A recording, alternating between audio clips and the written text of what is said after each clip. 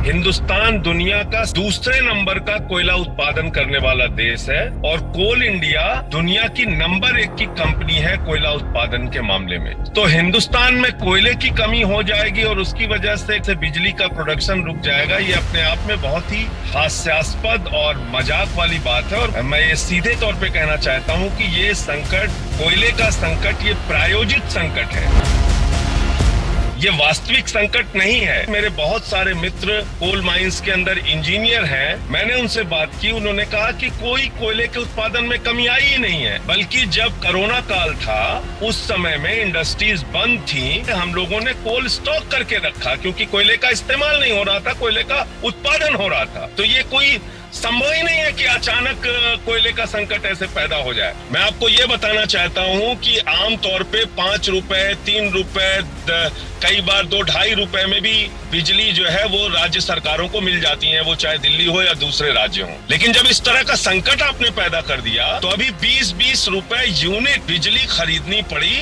और उसमें बहुत सारे प्राइवेट प्लेयर्स को फायदा हुआ। तो आखिर ऐसा क्यों किया सरकार ने? निजी कंपनियों को फायदा पहुंचाने के लिए और महंगी बिजली लोगों को खरीदनी पड़े राज्य सरकारों को, इसकी वजह से आपने ऐसा संकट प्रायोजित कर दिया जिसकी वजह से चंद बड़े प्लेयर्स को, प्राइवेट प्लेयर्स को इसमें बहुत बड़ा फायदा हुआ हो। कोयला कोई घर की सुई थोड़ी है कि खोजने से नहीं मिल रही है, और आप सो रहे थे, आपको पता नहीं चला, स्टॉक में कमी हो गई। कल हमने देखा गृह मंत्री ने बैठक ली है, चिंता है सरकार को, आज प्रधानमंत्री ने बैठक ली है, तो आपका क्या आरोप है? सरकार क्यों इस पर समीक्षा कर रही है? ये सब कुछ नाटक और प्रायोजित है। कोयले का संकट हिंदुस्तान में है ही नहीं। कोल इंडिया के चेयरमैन का बयान सुन लीजिए। जो भाजपा की कुछ राज्य सरकारों ने, जैसे उत्तर प्रदेश को देख लीजिए, उन्होंने कोल इंडिया का हजारों करोड़ रुपए बकाया कर रखा है। तो आपको कोयला कैसे मिलेगा? वो एक समस्या हो सकती है, लेकिन कोयले के स्टॉक की कमी ये शुद्ध रूप से प्रायोजित संकट है, ऐसा बिल्कुल नहीं है।